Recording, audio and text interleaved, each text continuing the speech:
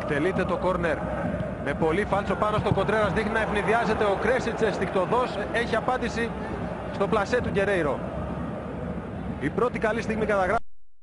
Εκτελεί ο Γκερέιρο, βγαίνει και δεν βγαίνει ο Κρέσιτς, αυτό το πλήρωσε γιατί ο Τιόπ είναι εκεί για να ανοίξει το σκορ με κεφαλιά. 1-0 για το δευγένο του Κρέσιτς. Δείτε ξανά, αλλάζει απόφαση στα μισά της διαδρομής ο Κρέσιτς. Ο Τιόπ με γερό πάτημα κερδίζει τον Κοντρέρα στον αέρα. Ανοίγει το σκορ στο ΆΚΑ. Ο Μίτσελ θέλει να γυρίσει, κόντρε, φτάνει μπάλα στον Μπλάνκο. Σε θέση τέτα-τέτ χάνει την ευκαιρία για την ΑΕΚ. Η στιγμή για την Ένωση στο παιχνίδι, δείτε από τη συνεργασία του Μπλάνκο. Η μπάλα στο δεξί του Μίτσελ. Αυτό σημαίνει Γκερέιρο. Οι δυο τους συνεργάζονται και πάλι. Ο Γεωργιάς βγαίνει και έχει χώρο από εκεί, έκανε τη σέντρα. Το σουτ πάνω στην κίνηση από τον Σκόκο. 2-0 η Ένωση. 2-0 για την ΑΕΚ στο 35.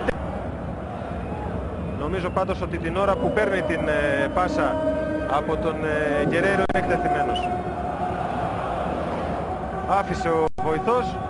Ο Γεωργιάς στη συνέχεια έδωσε στο Σκόκο. Το σούτ από το Σκόκο με το δεξί και η απόκριση του Κρέσιτ σε κόρνερ. Στρώνει την μπάλα στον Μίτσελ. Αυτή τη φορά έκανε κόντρολ, δεν έκανε σούτ. Ο Σκόκο περνάει ανάμεσα από δύο, καταπληκτική προσπάθεια του Σκόκο. Ένα υπέροχο γκολ. Την υπογραφή ενός παντή παίκτη. Νάτσος με την πάσα από τον Μίτσελ. Παίζει με το εξωτερικό μέρος του ποδιού, περνάει ανάμεσα από δύο, σουτάρει σε ένα σημείο που ο Κρέσιτς δεν μπορεί να έχει απάντηση. Στην απέναντι γωνία, ανάμεσα από Τσουκαλά και Αθανασιάδη, μπήκε και ο Τσιρίκος στη φάση για να του κλείσει το δύο. Τίποτα από όλα αυτά της αγωνιστικής, άσχημο το χτύπημα στο Γκερέιρο, αποχωρεί ματωμένος από το χτύπημα του αντιπάλου του. Βλέπετε εδώ το πλάνο.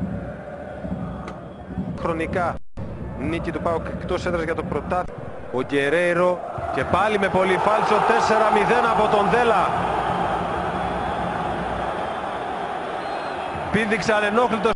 Τεράστια αμυντικά κενά, δείτε εδώ σαν σε προπόνηση πηδάει μόνος του ο Δέλας και κάνει το 4-0.